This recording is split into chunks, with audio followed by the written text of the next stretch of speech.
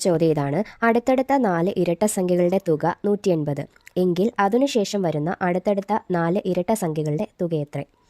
അപ്പോൾ നമുക്ക് അടുത്തടുത്ത 4 ഇരട്ട സംഖ്യകളെ a+2, a+4, a+6 എന്നെടുക്കാം. 4 ഇരട്ട സംഖ്യകളായി. ഇപ്പോൾ ഇവിടെ 2 കൊടുത്തു കഴിഞ്ഞാൽ ഇവിടെ 2, ഇപ്പോൾ എക്ക് പകരം 2 കൊടുത്തു കഴിഞ്ഞാൽ 4, ഇവിടെ 6 കിട്ടും, ഇവിടെ 8 കിട്ടും. അപ്പം അടുത്തടുത്തുള്ള ഇരട്ട സംഖ്യകളായില്ലേ. അപ്പോൾ ഇരട്ട സംഖ്യകളെ നമ്മൾ a എന്നും a+2 എന്നും a+4 എന്നും a+6 എന്നും എടുത്തു.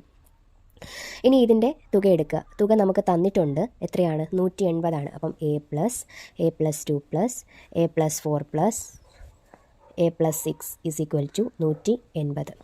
ഓക്കെ ആണല്ലോ. ഇനി ഇവിടെ എത്രയുണ്ട്? 4a+.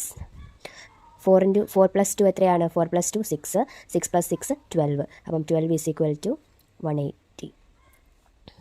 ഇനി 4a ഇവിടെ കിടക്കട്ടെ. ഈ 12നെ നമുക്ക് ഈക്വൽ ടുവിന് അപ്പുറത്ത് കൊണ്ടുപോകാം. ഇവിടെ +12 ആവുമ്പം ഇവിടെ -12 ആവും. ഈക്വൽ ടുവിന് അപ്പുറത്ത് പോകുമ്പോൾ എന്താവും? -12 ആവും. അവിടുന്ന് 4a = 168 എന്ന് കിട്ടും.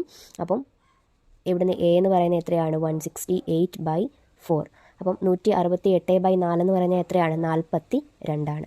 അപ്പോൾ നമുക്ക് എയുടെ വാല്യൂ കിട്ടി.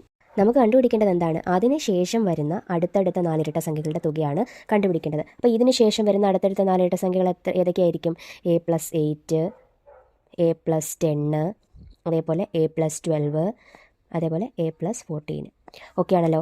a+8 ഇവിടെ നമുക്ക് a അറിയാം. a+8 എത്രയാണ്? 15 ആണ്. അപ്പം a എന്ന് പറയുന്നത് 42. അപ്പോൾ 42 + 8 എത്രയാണ്? 15 ആണ്. ഇനി ഇവിടെ 42 ആണ് a. അപ്പോൾ 42 + 10 എത്രയാണ്? 52. അതേപോലെ ഇവിടെ 42 + 12 എത്രയാണ്? 54.